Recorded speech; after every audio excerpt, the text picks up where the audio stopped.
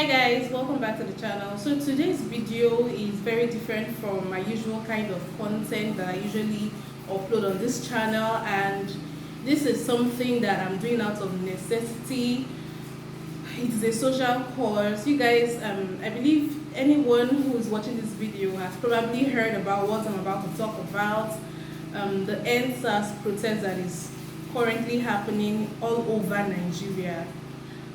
If you're not aware about what is going on, there is a current protest being that is basically happening in Nigeria right now, in all over Nigeria right now, mostly championed by the youths, the Nigerian youths, to end police brutality, especially by a unit of the Nigerian police force called SARS. SARS means the Special Anti-Robbery Squad. They were basically set up to combat robberies in Nigeria, but there's really been a not even recent trend. It's not recent. This has been going on for years. People have been really complaining about this, protesting about this police brutality by this specific unit. It's not even to say that they are the only part of the police force that is misusing their power, but they are so notorious for doing this, for profiling Nigerian youth, especially those of us that are in unconventional job fields or career fields. You know, if they see you dressed a certain way, maybe you look flashy, or you have tattoos, or you have body piercings, or you have dreadlocks, they just wrongly profile you to be a hoodlum or a criminal, or that you're participating in cyber crime, in Yahoo, 419 or whatever. And then not only do they wrongly profile these people, they try to invade your privacy. If they even see you carrying an expensive gadget, maybe an expensive laptop or an iPhone, they basically harass you. They invade your privacy by trying to check your phones. They sometimes even rob you. Like, I've heard of scenarios where they take the people to the ATM and force them to withdraw money, and in a lot of scenarios, a lot of people did not live to tell the story. We have heard of young girls getting raped by this particular people. Like, there's a lot of information out there. If you really want to know, I think the internet is your friend. You can educate yourself. Check the hashtag. I'm going to put all the different hashtags associated with this protest on the screen right now. Please check them out.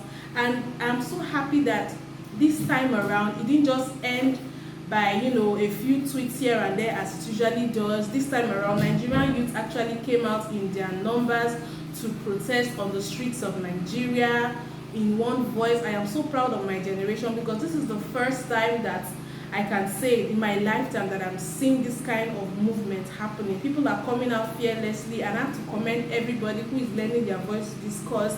Not only is it a Nigerian thing, a lot of international stars and celebrities have also become aware of what is going on, and they've lent their voice to this.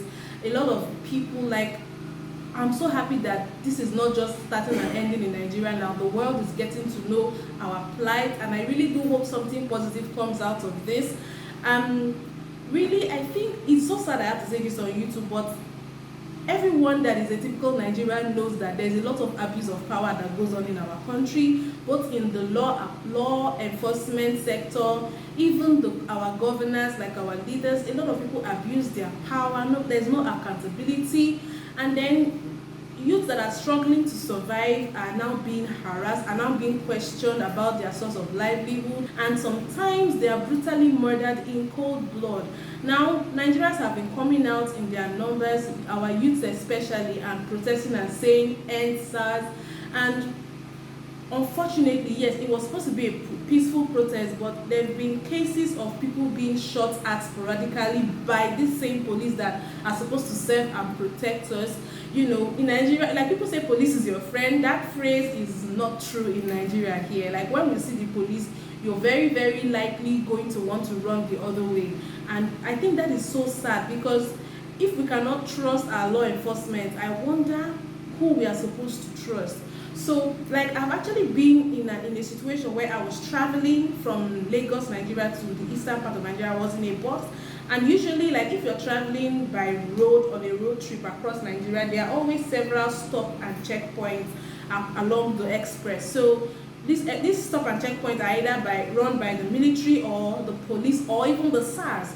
So we went on that trip, and then we got stopped at the checkpoints that had some SARS people there. And then usually what they do is they want to do stop and search. Sometimes they may waste your time, then they may harass you and intimidate you. Sometimes they will ask for money, they will search through your things. Like, there's a lot going on. So they stopped us that day, and then fortunately for us, we had a military personnel. We didn't even know because he was dressed in, civil clothes, like in like regular clothes. So we didn't even know he was a military personnel. But when we were stopped by the SARS operatives, he came out and identified himself as a military personnel so that he could speed up the process, so that they didn't have to start searching everybody and harassing everybody. And then to my greatest surprise, the SARS man actually even tried to intimidate the military man. He told him that if he kept talking, because they understood what the military man was trying to do. He was trying to protect everybody in the vehicle by trying to identify himself, showing them his ID card and all that.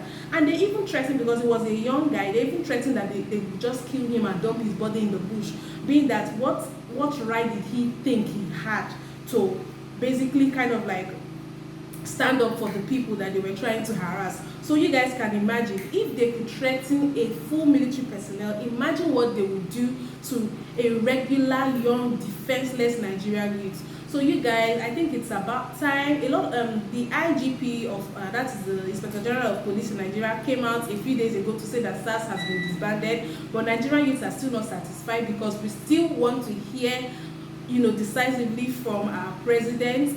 And again, they've told us several times during the course of the years that we've been championing for this end SARS thing. They've told us several times that they have disbanded SARS, but guess what? They never did. Those people are still very much in operation, kidnapping, killing, harassing people, and wrongly profiling people. So I'm happy that we are doing this right now. Cheers to everybody who is supporting the movement. Even if you are not able to go out to protest out there, you're doing it on social media.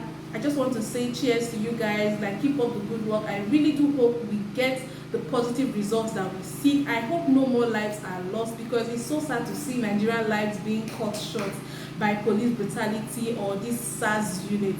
And or during the course of protesting, people that have been killed. My heart goes out to everybody who has lost someone this way, either during the protest or by police brutality in Nigeria or by the SARS unit. My heart goes out to you. Please, if you're going out there to protest, please protect yourself. Take all the necessary precautions you need to take. Make sure that you're safe. Make sure that you're not at any health risk or whatsoever. And I hope our voices get heard. I have to commend our entertainment industry, because the way I see it, I think a lot of the folks in the entertainment industry so far has really been championing this movement. The likes of Files, Davido, Wizkid, Flavor, like a lot of people in different parts of Nigeria, even those outside Nigeria. Nigerian youths in diaspora have also been coming through strong for us, because this is the general problem. When you guys come back for your holidays or whatever, you still get to face these people. So really, I don't think anybody should just sit on the fence. Let us do what we can in any way we can to make sure that this thing eventually comes to an end. Even if you're not Nigerian, please lend your voice to the cause, because at the end of the day, it's a global issue. Police brutality generally is a global issue, and let's be our brother's keeper. You don't have to be a Nigerian to lend your voice to the cause. Please post on social media. Use the hashtags that I'm going to display once again, that I displayed earlier. Use the hashtag. I was watching Duma Ome's video about this particular topic, and she mentioned that there are some there's a way you could donate to support the cause, maybe to feed the protesters or whatever. I'm not very familiar with that. I was trying to research on this, but I just realized the longer time I took in researching, the more time was going, and I needed this video to be out. I'm still going to do further research even after this video. So if there's any information that can be useful, I will drop it in the description box. Please be sure to check the description box. I'm also going to be dropping the link to Dima Ome's video in my description box so that you can watch it, because I think she has tangible information on how you could possibly help, either by signing a petition or by donation or whatever to the cause. So please check my description box if you are interested, and please don't forget to keep the word out. We need as much people to hear about this as possible so that we can effect a positive change. So yes, you guys, I just have to end this video right here. Stay safe, and God bless Nigeria.